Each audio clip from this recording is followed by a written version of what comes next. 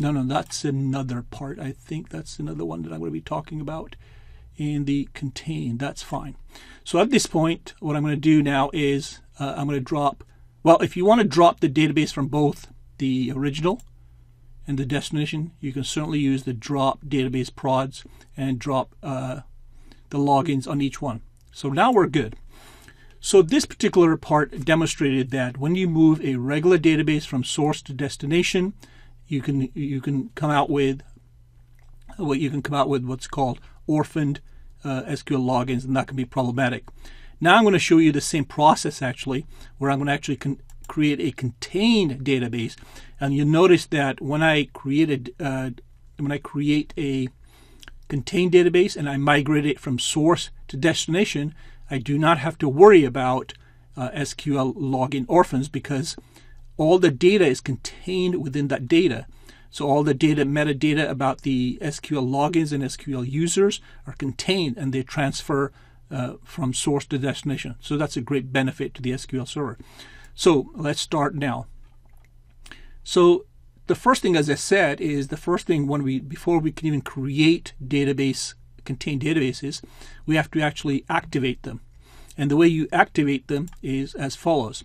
You run this sprout called sp_configure. And you'll see that right here, the contained database authentication. This value should be 1 if it's active, and it is. So actually, when you actually see it, when you actually run this, before we actually change it, you'll see it as 0, which means it's deactivated. So in order to run this value, you have to run this command to set the option on. So it's sp_configure, contained database authentication, 1, go, reconfigure. You must say reconfigure. When you execute this, it'll say it's been changed from 0 to 1, and we can just again view it. And now you'll see that the run value has been changed to 1 and configuration 1. So now it is active, and that's fine. So if you wanted to turn it off, you just run this script here back to 0. But for our purposes, we're good. So now that we've enabled the contained databases, now we're ready to create a database. Let me make sure I'm on the right database. I am. So now I'm going to create a contained database. Now, one thing you'll notice is that it's really no different from creating a contained database rather than the regular database. The only distinction is you've got contained equal partial added, and that's right here. So this is exactly the same command in creating a regular database. The only thing is you actually have to say contained equal partial, and these are the two words that you have to use. So I'm going to create a database called contained database contained partial, and I'm going to execute it, and it's done. And now if I go to the source, go to databases and refresh, you'll see the database called contained database right here. Now if I expand that, expand the security, expand the users, you'll see that I do not have a user called Jack. And one thing you'll notice is I'm not even creating a SQL login. I'm only going to create an SQL user. So that's the great advantage right here. So I'm going to, and here it is. So create an SQL user to access the contained database. Note, no SQL login.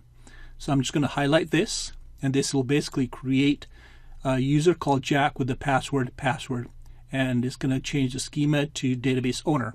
So as soon as I execute this, now if I go to users and refresh, I've got Jack as a user. So far, so good.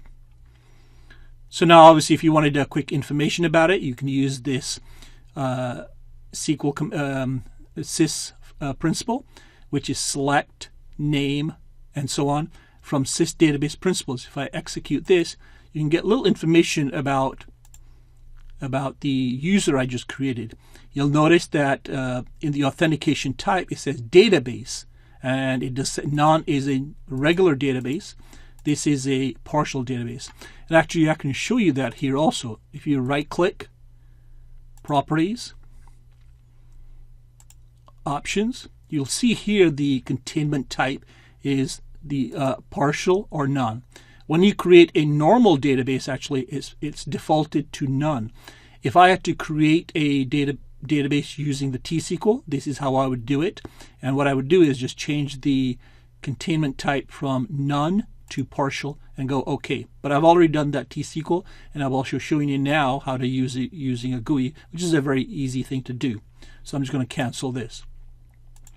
So now I'm going to do the same thing that I did before, and that is I'm going to back up the contained database from this server. So I'm going to highlight this and execute. And just to verify it, there it is. It's been backed up. And now what I'm going to do is I'm going to restore that database. So if I go to here, this is my destination, my database, refresh. You'll see that I do not have a contained database. Now, what I'm going to do is now I'm going to copy this. I'm going to go to here, just like last time. I'm going to actually let me just paste it over this. And now I'm going to restore the database called contained database to the destination dev instance. And notice when I execute this, and let's go to databases, refresh, and there it is. Now one thing you'll notice is when I execute security and execute users, I do have Jack migrated over. And since I didn't have SQL logins to worry about, I don't have to worry about SQL orphan login. So this is a great advantage you're seeing of using contained databases. So now the last thing before I just wrap it up, now that Jack has been moved to a database, can he connect? And that's an important thing to do. So I'm going to use go to connect database engine. And now I want Jack to connect to that database. So when Jack comes to this connect to server, he's going to go to SQL authentication. He's going to punch in his login or his user, and he's going to type in his password, which is password. And one thing you'll notice is that if you go to options, right now, let me just put this, actually, let me copy this so you know, because you will get this error, if you will. So when Jack logs in, he's going to use SQL authentication to connect to the dev. He's going to put in login password, and he's going to go connect. And you're going to get this error, login failed for Jack. If you should get that, the reason you're getting it is because you have to go to options. You have to go to options, go to connection properties, and under the connect to databases, you have to drop down and choose the database which we just created. Now if he connects, it'll automatically connect. And there we go. And notice, he's only accessing that contained database. He cannot see the system databases. He cannot view the other databases, nor can he connect to databases. So again, this is another great feature of having a contained database. Everything is self-contained. And since he's the database owner, he can actually do whatever he wants to this particular database. So now you see the great advantage of having what's called a contained database. And let me just repeat what we just did, because it was a kind of a long thing. So the following demonstration demonstrated two things. One is when you create a normal database, a regular database, and you create users and logins, and if you migrate those databases from source to destination, you will have what's called orphaned logins, because they do not migrate when you migrate the database. That's because all the properties of the user logins is in the master database. When you use a contained database, all the configurations about the users and the logins and the settings are within that database in itself. So when you do move that database from source to destination, then all those configurations go along with it, and thereby bypassing the orphan issue. So that's one of the issues here, obviously, that I've been talking about. And again, the security system here is great, because now he cannot access anything but other than the database you give it him. And again, you can control what he can access within this database. So I think I'll leave it here. I think I've already gone beyond 20 minutes, but I'm going to split this into the 2 minutes, and I'll split it into 2 videos. So now I hope you get an idea of what a contained database is, and I'll be providing all this literature for you so you can do it for yourself. So I'll just leave it here, and we'll continue with the next thing where we're going to talk about another issue also. So my name is Rafael, and this is how to become a production SQL database administrator. See you in the next video.